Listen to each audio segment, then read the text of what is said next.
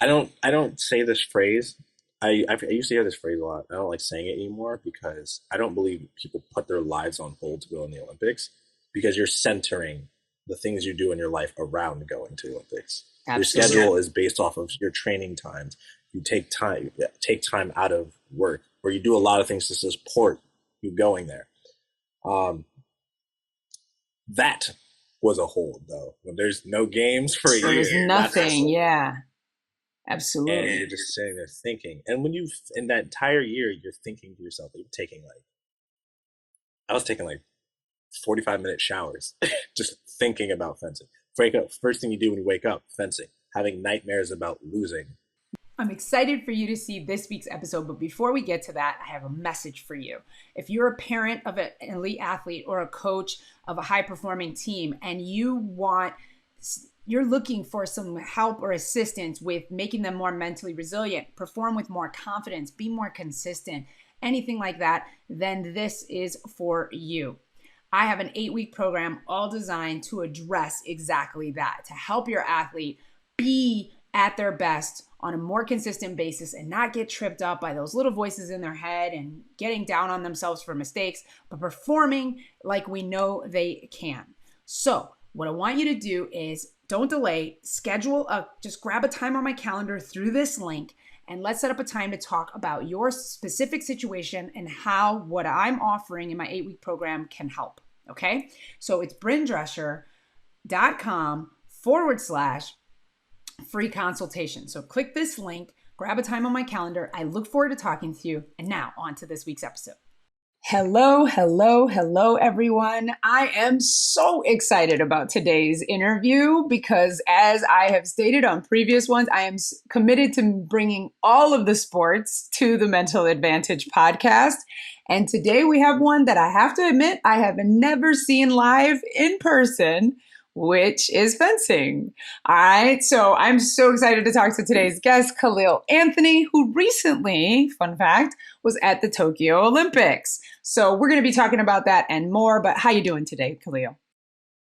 I'm good. I'm good. How are you doing today? Absolutely fantastic. I'm here in sunny California. What part of the world are you in? I'm jealous. I'm in New Jersey right now. We actually have some sun right now. Surprise, surprise, surprise. It's cold by this time, but now it's very sunny. I feel overdressed. I'm wearing sweatpants and a sweater. Hey, it's cold in my house. So even though I live in sunny California, I'm always cold. So That doesn't count. no, it doesn't count. That does not count. I'm sorry. Now, I think it's customary when you live in New Jersey to ask what exit on the turnpike or off you the Jersey, or are you on the Garden Parkway? You don't? Um, Closer to the. I'm actually by the turnpike, but I'm sometimes I forget. Okay. I used to I live in forget. Jersey, not Jersey City. I used to live in Elizabeth. For Oh, like okay. I only lasted 9 months. That's how much I love New Jersey. So So I live. So I live very close to the George Washington Bridge. You know where Fort Lee is? yes. So I'm from Teaneck. I live like right next Oh, to Fort okay. Lee. Nice, nice, nice. Yes, it's a whole Hmm. different mindset to live in New York, New Jersey area. So It absolutely, is. yeah. Happy to have you. Okay, so I don't okay, I know a few things about fencing. I know the words epi, Uh-huh. foil, and then from the movies On God, which I'm sure you never say. So, but maybe you do. So you'll inform us. But Khalil, obviously you're also a man of color, as we can see, a black man. Yeah, I'm just like even more jazzed that we're talking about this because I'm like, I bet you there's not as many black kids in fencing at a young age. So tell me about your start in this. Was this your first sport, and how the heck did you find your way into the sport? So um, first it's called an epee. It is called epee. Excuse me. Epee. That's what the accent is. I Okay. don't fence that weapon. I fence saber. Okay. And fun fact, we do say on guard. We do say on guard. Okay. We do. But a little bit about myself. So I started fencing at the age of 9, and actually at that time I was also playing baseball. I was in a little league. I was not very good, so I was in the outfield. Wasn't really athletic. I was very short. And then my eyesight got really bad. So these are prescription glasses. I'm not, but when I fence, I wear contacts. So one day my mother was taking my sister to our local recreation center. My older sister, and like in typical parent fashion, she showed up early and there was a fencing class, and my mom was like, "Oh, this looks cool. You're gonna do this in high school." She was like, "I don't want to do it," and or I don't know the full details of that conversation because I wasn't there for that. Sorry. Cool. Um, and then we started fencing classes. I'm sorry, I skipped a part. So she starts in high school, and the fencing coach there is another woman of color. So her name is Sarah Lawrence, and she says, "Oh, you should go to this fencing club in New York City. It's called the Peter Westbrook Foundation, and it's a great place. At Saturday mornings, you can go and their fence." So Saturday morning, I was 9 years old. My sister, no, I started like eight, nine-ish. Like my birthday's in February, and it started in September. So my mom's like, "All right, your sister's going. We're going to New York City. You're gonna come too." And then when I get there, I just see like all these people, and my mom's just like, "You're also going to join the class, or you sit here with me in this corner." I was like, "I don't know what I want to do." She's like, "It's from 9 a.m. to 12 p.m." I was like, "I'm gonna go do the class." So I do the class, and at first I'm just like, "I don't want to do this," because I was one of those kids who loved Saturday morning cartoons. I loved hanging. I was in a church choir. I can't sing anymore though. Okay. Puberty ruined So I that. won't ask you to sing. Okay. No, not at all. And then the end of that, so I do it for a full year, and then at the end of the year, I watch my sister get into this other class after, and that class goes from it goes from 9 a.m. to 12 p.m. And then there's another class 12:30 to 2 p.m. So I'm watching, so I'm at a fencing club all day, and I'm just watching my sister fence. But what I'm looking at, I'm like, this is the coolest thing ever. So much so that like I started in foil. It was a completely different weapon than saber. So in saber, it's what you would expect from most swords to look like. It has like a guard that goes around your hand, and it's like a cutting weapon, so you can hit with the sides of the blade. Foil is the one everyone makes fun of, and they want to like poke and jab and stuff like that. But you only hit with a point in foil, but you can only hit the torso, so it's like a limited target area.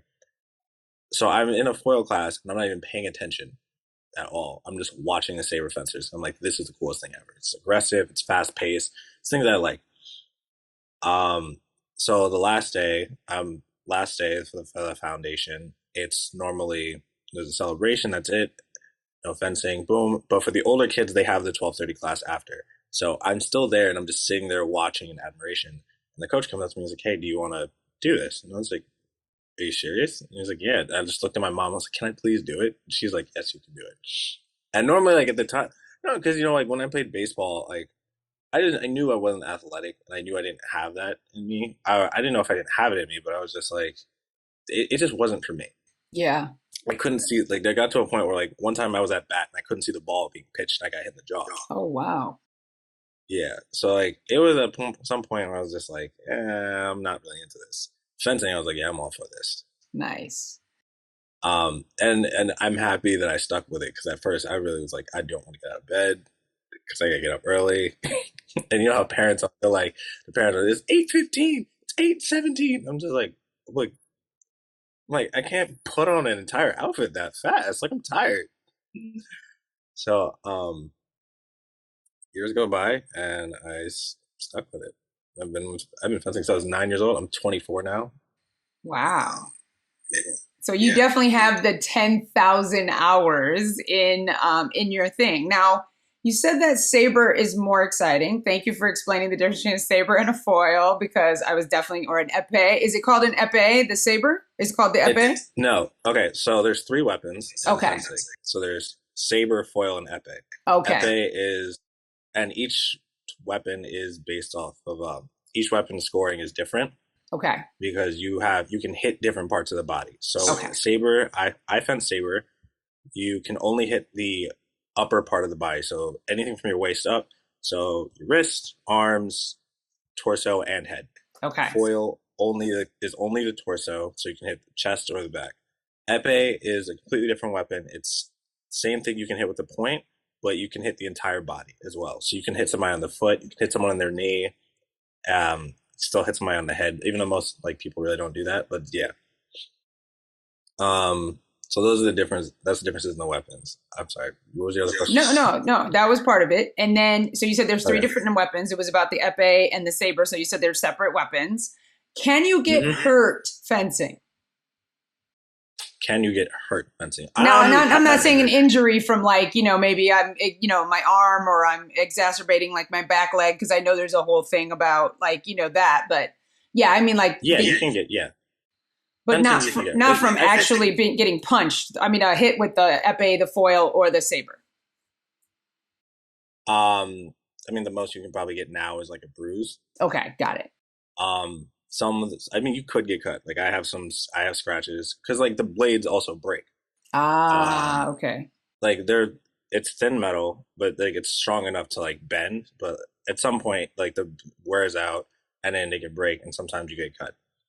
Um, Most of the time though, like it's pretty rare, like super rare for you to like really get seriously injured by the weapon, but you can still get hurt. Like you can lose your footing and twist your ankle. It's Mm, fencing is a actually is a combat sport, so like you're fighting another person. So at some point, we started two opposite sides of a strip, in the middle of the strip, and you're coming together. So in saber fencing, you hit guards a lot, so you're hitting hands. I'm left-handed, so it happens way more often than other people. So got it. I've hurt my wrist before. I've hurt my ankle. Some people slip and fall, and like they hurt. I know somebody who tore a muscle in their knee. Oh, wow. I've had a concussion before. Like, yeah, you can get hurt. Okay, all right. Well, I just want people to know because in case anybody's out here trying to say fencers are soft, just so y'all know, it's still a combat Yeah, sport. And like you said, I imagine like with the boxers and everything, is you're going against the will of another person, so there's a lot involved there.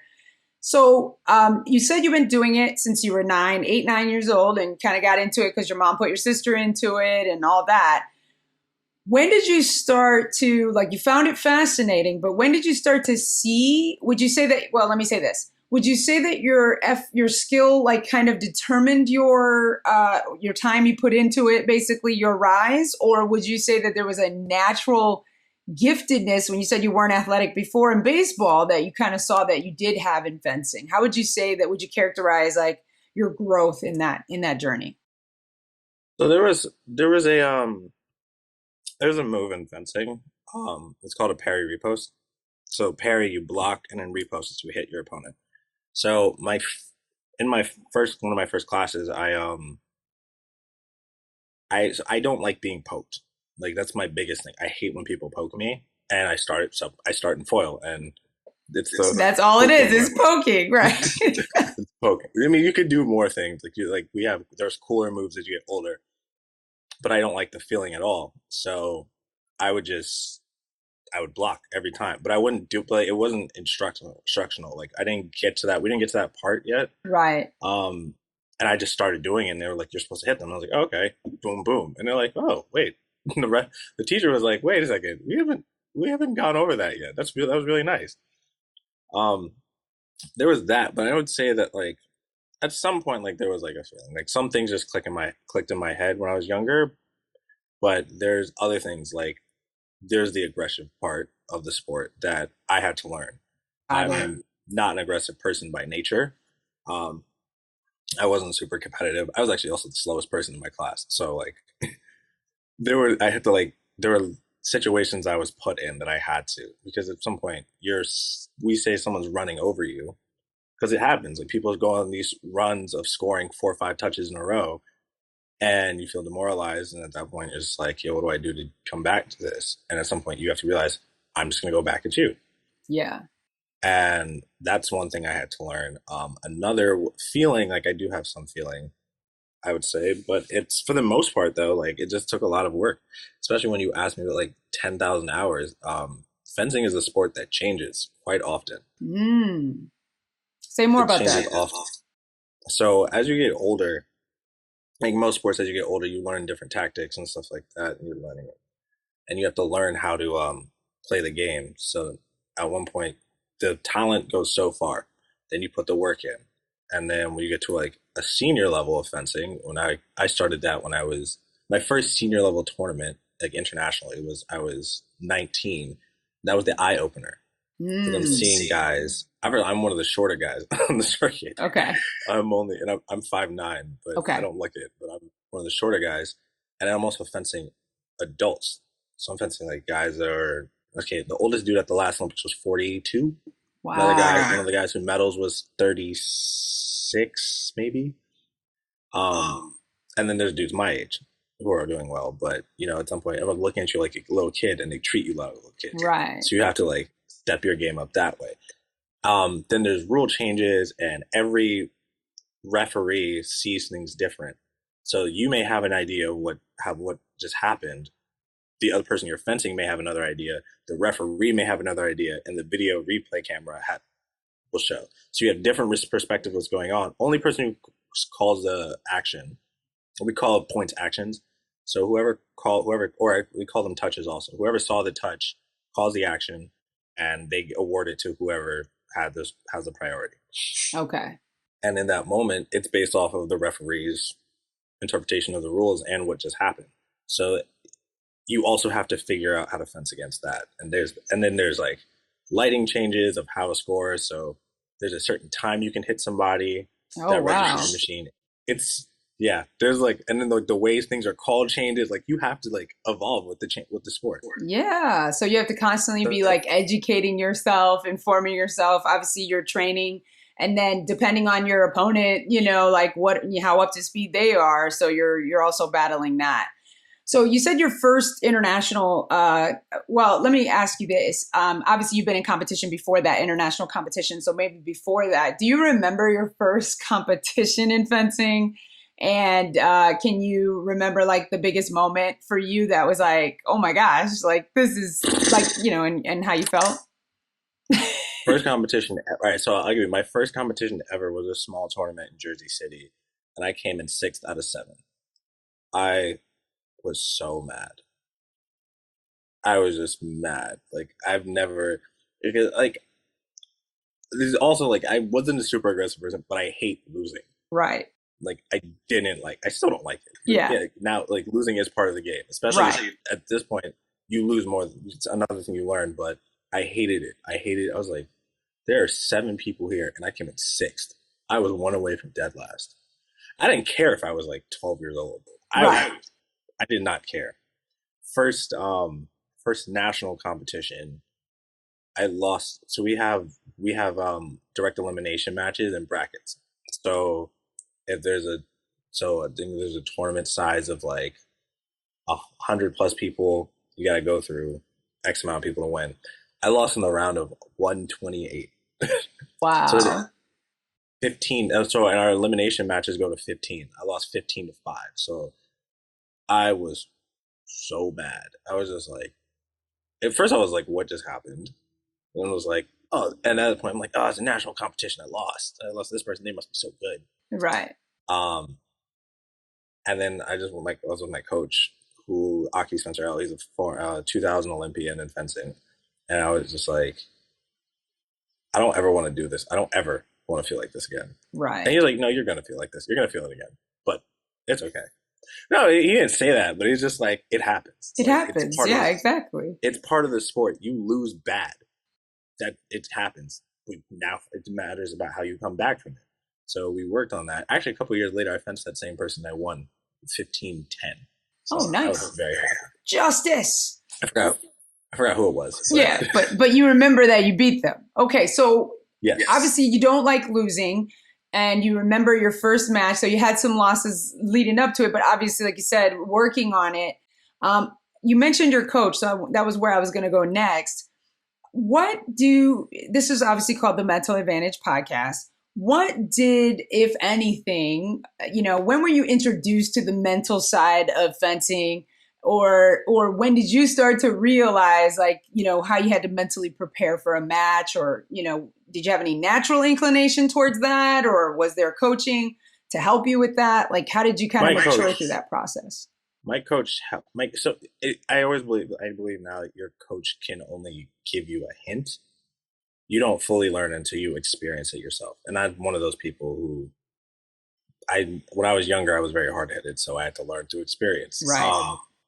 So first, I want to say the Peter Westbrook Foundation is honestly one of the greatest places I've been because I grew up like at 9 years old. I'm growing up in a room of people who went to the Olympics for fencing, Wow. and all of them are black.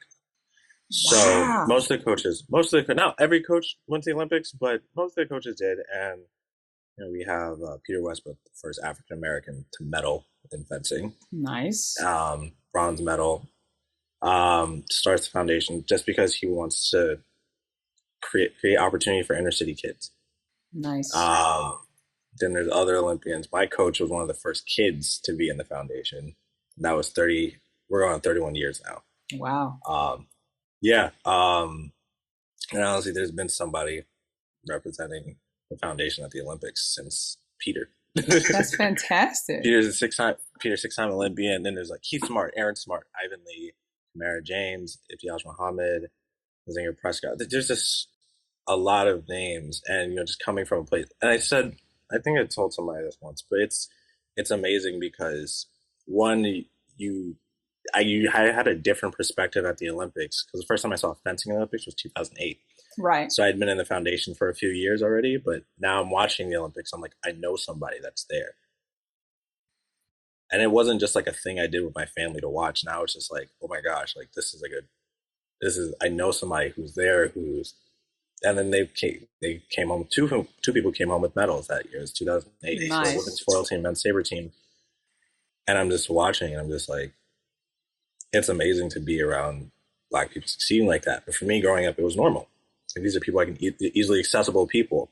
And it's inspirational. Like it's one of those things like when you're around it so often, it's like, oh, I want to do this too. Like I want to be there. So I didn't really think about the Olympics until I didn't have that dream until I was 13 because that was the first time I saw that level of fencing in person.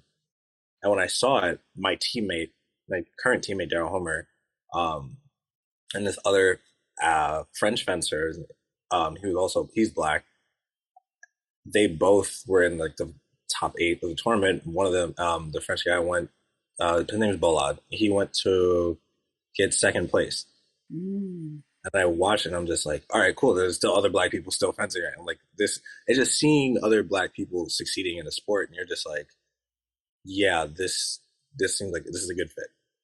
That's awesome. Like, of course, there's a lot of talk about, having ambition. And some people I've had previous guests that said they saw the Olympics on TV and they're like, I want to go there. And they got really excited. But for you to come up in an environment, first of all, one would assume, me being that one, that not a lot of Black people in fencing, right? So, for you to come up in like you said, in a foundation, in a place where that was just normal. So you didn't think it was abnormal, right? You weren't thinking about the Olympics, but then you saw people that, had done it. So it made it more possible for you to do it and believe you could do it. And they went through the same process that I went through. So like they were the ones in the Saturday morning class with somebody teaching them how to fence. And actually a lot of my friends now I met through the foundation. Oh, fantastic. It's like a familial environment. Actually, one of my teammates I met through the foundation. I've known him since I was 13 and we both just went together our first time. And it's just a great thing. It's just great. We always say that representation matters, and like it proves it. It's like you see people. You don't feel comfortable in certain spaces until you see somebody that looks like you. Yeah. And you see when a kid is able to see somebody that looks like them succeeding, and something that you wouldn't think about because when I was a kid, I wasn't thinking about that. At least before I started fencing. And that's what we need, and that's important. Yeah, I always find it fascinating how certain people get like just the story of you, like, your mom and your sister and the class. And now it's like, just that journey. But like, what are the odds that you're going to go to that, right? In fencing instead of like, oh, they have a swim class at this, or they have, whatever they had at the community center at the time. So I just think it's just fantastic that programs like this exist and people are, putting that in the areas where kids can find it, because that's what it is all about. That's why the only reason we don't see more kids of certain colors in certain sports is just because they haven't been exposed to it. And then, you find the people that like yourself who are naturally a fire for it, right? Like, because maybe I see a fencing class as a kid and I'm like, nah, not for me. But you see it and you're like, It's that looks cool. well, it's So difficult because when you start up, like having things like this is very like you need to. It's not just having the program, but you also have to allow the accessibility for people. So without any access, without having the funds to start a sport like fencing, because fencing is not a cheap sport. And I was happy. It's affordable. It's affordable classes. They give equipment. So really, you just show up. Like nice. your only job is to show up and do the work. That's it. That's great. Um, and that's a beautiful thing. Is that I would say that it's like saying, oh, you can come here, but can you pay? Can you contribute? And like, no, like if you help people out, like that's the best way that they actually are able to. You can see the passion, and you can actually give somebody a true opportunity. Absolutely. That is making things accessible as well, not just right representation and all that, but I'm making Hmm. them accessible because, like you said, a lot of the sports that we don't see a lot of, communities of color, penetrating has a lot to do with finances and the disparity. So making it accessible, and this is true of like tennis and soccer and swimming and Hmm. things like that, because it's just, like basketball, there was one at the park, right? Everyone can play basketball at the local park. But recently in Malcolm Gladwell's Outliers book, they talk about that with hockey, right? You don't see as much because, it's just, there's not one everywhere. You don't see a hockey rink down the street from your house. Like, oh, I'm going to go play hockey, just because it's It's Saturday. funny. I actually read that in high school. Yeah. I read that book in high school, and I was thinking because I remember it's also there's a part of it where we're talking about birthdays, Hmm. and it's funny. I actually have a February birthday. I know you said that. I forgot to circle back I'm to that. When is so your I was like birthday? February 3rd, 1997. I'm February 11th. So, February Hey, birthdays. I mean, anyone watching this, yeah, if you don't have a February birthday, I have to say this, Khalil, and I'm going to pass this on to you to pass on to your people. February is not only, in my mind, the best month, we are the most efficient month. We do more with 28 days, what takes everyone else 30 or 31. So we're pretty awesome, actually. Every once in a while, we give them an extra day because we want them to feel more normalized, but we only need 28 to be amazing. So mm, yeah. What's actually funny is that February is my busiest month because I have a tournament on my around my birthday. every year. I have every year. I'm in Europe for my birthday, like for a tournament. So I rarely celebrate my birthday. Well, because you're always practicing, right? I'm Okay, so competing. let's talk about, yeah, and competing, right? Let's talk about this idea also of international travel. So being exposed, obviously, in a sport that, while there are competitions here in the United States, the big stages are probably overseas. So let's talk about what does that do for the mind and the environment, to you going through a sport where you get international exposure? Because, traveling for some kids from New Jersey, right, to another country is kind of like a non-event, and I'm not from New It's a Jersey and lot. it was also a non-event. It's a lot. So I grew up in a very diverse town. It's majority Jewish, but I went to the public schools here, and then it was mostly Black, Hispanic, mostly minorities. Um, but I also grew up like pretty cultured. So like I'm hearing people. I'm like going to get some Dominican food. There's an Indian spot here, Jamaican spot, like Caribbean food. Like I eat a lot of different foods. Like Nice. my favorite restaurant in town actually is a sushi place. Nice.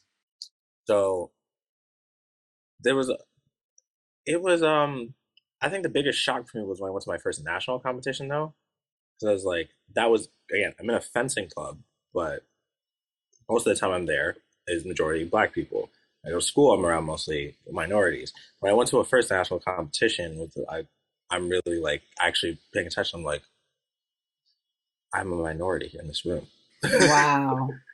Yeah. So that was new. And then my first time going overseas for a competition, I think for like seriously, was I was 15. I went to Poland, and I was one of two or three. Yeah, three black kids there. Period. So I'm just like, and my mom didn't go because I grew up in like a single parent home, so my mom couldn't was Right. already missing work for national competition. She couldn't come with me to Europe, so like one of my coaches went with us, and it was just like I'm just like, wow, this is new. You mean people who you're probably the first black person they've ever met, like something like that, and it's and for that like I've been doing that since I was 15, so like I have like, friends in Europe, but now like also the way I think sometimes I'm just like I have to like, think in a different perspective because when you're like as a black man in America, I shifted sometimes. I don't shift my mentality because I always know, like no matter what, I always know my surrounding, where I am, stuff like that, and it's just even more now. It's just like hey, I really stand out. Yeah. Um, I just see different perspective. I just see like different perspectives around the world sometimes, and I'm just like I always come home and I'm just like I love being black. I just love That's it. awesome. It's different. It's different because when you go to Europe at 15 years old without your parent, you got to mature quickly. And it's Yeah. also coming back home and it's like I'm doing a lot by myself to pay for all of this. You better not be acting up. Yeah. It is like you have that thought in your mind where it's like there's so much like you learn from a younger age. I learned at least, there was like so much sacrifice being put in. So for me, I was just like, yo, I got to do the best that I can, not just for myself, but also show like my mom is like, this is a really good investment because at some point you have to realize, like, you do realize also that like fencing isn't, it's not promised. Sports isn't promised. You have one injury and boom. And when you're young, you think you can do whatever. I used to go to practice and not stretch after. Now I'm just like, let me do whatever I can to prevent this injury. That's true. Or We always I also learned, Oh, go ahead. but I also learned that because I wasn't the most studious kid in high school. School for me wasn't like my place. I wasn't happy there. And at some point, like when if I did bad on something, if I didn't get the grades, well, I was no fencing. You're out for like a month. Oh, And wow. Yeah, I had that. I had one instance of that. I ran track in college. I didn't go as far in the sports as world as you did. But in high school, I remember I had a D in math and they were like, yeah, you can't go to track if you don't get your grade up. All of a sudden I shot up to an A. I just didn't like the class. And I've learned, I'm not speaking ill of math. I was just a lazy student. And like you said, mm-hmm. maybe there was just parts of it I didn't like. I definitely like the social aspect of high school. I didn't have a terrible experience, but I wasn't so maybe studious as I could have been. And they said, you're getting a D in math, no track. I was like, okay, yeah, you can't threaten track. So got an A, and mine was like, I just wasn't doing homework. Ah, yes. And like, I had like a couple quizzes that I was like, on. And Yeah. then there was just I was like, I gotta turn this around. So I just like go harder in both. But again, like this is a maturing that there's like a whole different maturing process because now you have to realize that like there comes a cost if you aren't doing this, if you aren't focused, there's a cost in fencing, it's a cost in school. And then when I'm meeting different people across the world, like you gotta not change how you think, but you have to recognize like who the person is in front of you, where they're coming from, um, and just like treat them for who they are. Yeah, absolutely. I love that. Okay, so I wanted to go back to the mental side of fencing because I don't know much about it. Yes. What is the mental preparation going into a match, or what's kind of going on?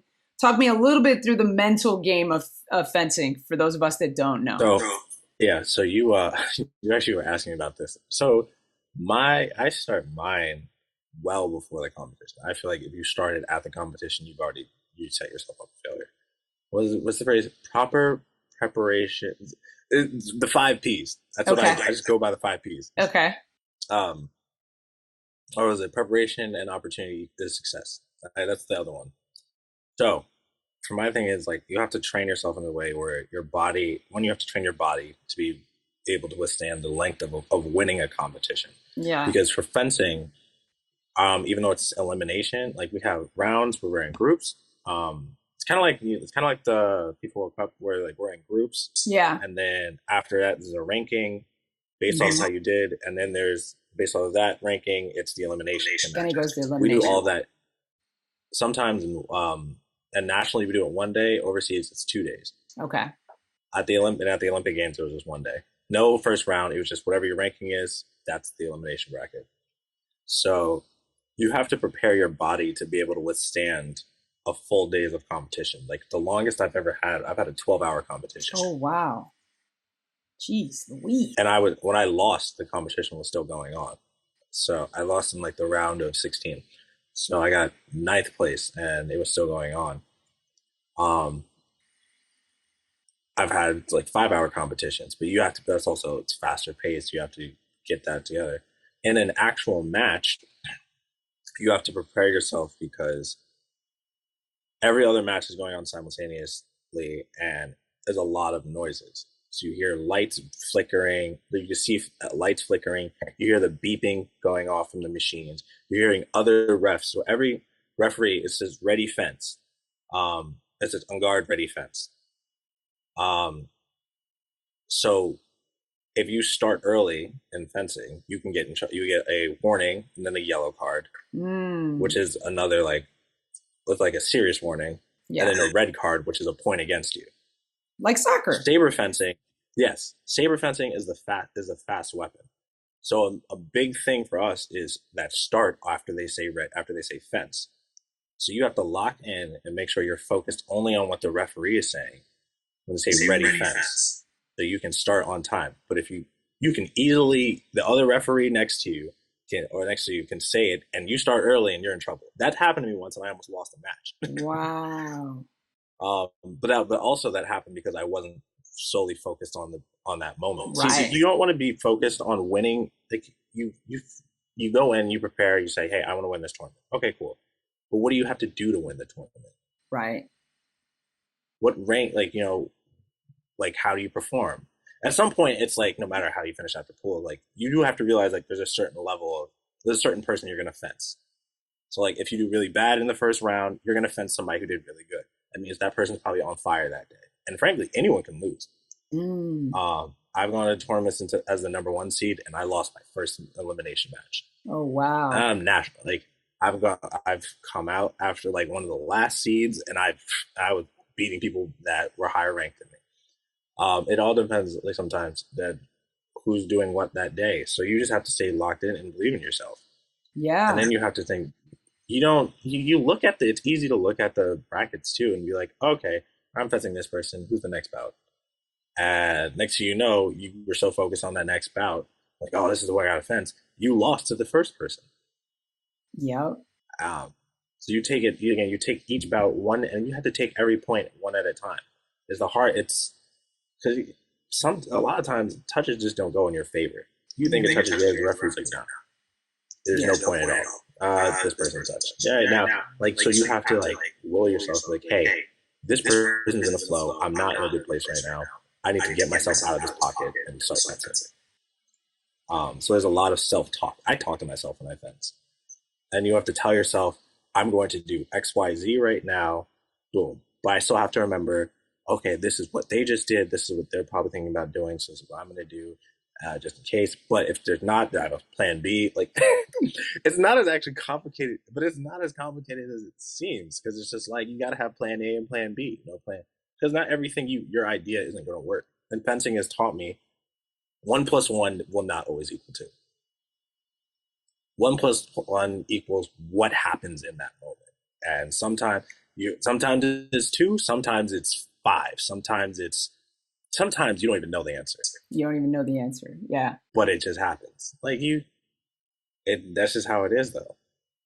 And wow, you have to expect the unexpected, and you just have to stay ready for anything that happens. And then the crazy thing in fencing is like our weapons, like we have to connect our weapons to cords that's connected to machines. So even your cords could be messed up. Yes. You just didn't warm up the right way. Your body feels off. Like there are days where you will have like you're just hot. And then like that one match you sink. And that's it. And Like, that's you're it. just like, yo, I don't know what you're just like, Yeah. and it's just there. I read this in this book. I read this in this book called The Inner Game of Tennis. Such a It was good that book. there's self one and self two. There's yourself one and yourself two. Your brain and your body. You can't the optimal moment, that flow you're feeling is when both are in sync. When you think too much, you're scared and your body can't react. If you're only reacting to everything and not thinking, you're not going to be able to process what's happening at that moment. You need to have both working together in tandem. So much goodness there. You said a lot. You said there's everybody, you said, of course you want to win, but what do you have to do to win? So always working from the end backwards, right? What's your plan? Staying present in the match. Because a lot of times we're looking ahead, like, okay, well, this guy's a 15 seed. I'm just going to use an example of maybe some language people might understand. So I'm probably going to, it's like the NCAA tournament off. One playing the 15 seed. We already know the number one's going to go through. So we're going to have to play who? Oh, the winner of that two games. So now you're looking ahead. And what happens? Sometimes the number one seed gets knocked out. Well, this is the crazy thing about fencing, right? So most like international tournaments, the top 16 ranked people before the tournament don't have to fence the elimination rounds. Oh, wow. They don't. And that's why it goes on to the second day to a bracket of 64. Most competition, like a regular competition, that doesn't happen. So you could be the number one seed. You could be the number one seed going to the tournament, go to the first round, lose like 2 or 3 matches. I'd say, and a competition only like 150 plus people, you're coming in after the first round is like the 30 to 50s. Oh, season. wow. So whoever's in, like, people are just like, oh, what happened to this person? Right. So in your head, you're just like, all right, that part's over the day. I got to turn up. Yeah. That actually, like there was one tournament I fenced. I lost one match in the first round, and that put me at like 16, 17, somewhere in the teens. And in my head too, I'm in my head, I'm just like, I gotta turn up. I don't know who I'm gonna fence. I don't know who I'm gonna fence. Right. I don't know when I'm gonna fence. Doesn't matter. But I just know that someone's gonna think I'm off my game today. I gotta go harder than I wanted to. Not want to, but I gotta go harder now. And that's just how. And that's the thing is like, sometimes you're just not feeling it some days. Yeah, of course. You got it. It's the days where, and then you start to remember like the days where you're in the gym and you're just not lifting right. You're running track, you can't hit that time. You're just not hitting that. Just not hitting it. Right. You're not getting your leg isn't coming up over that. Right. Like for me, sometimes in practice, it's just like, I can't finish my attack today. My defense is not good. I'm just not feeling it at all. Especially for like the middle of the strip.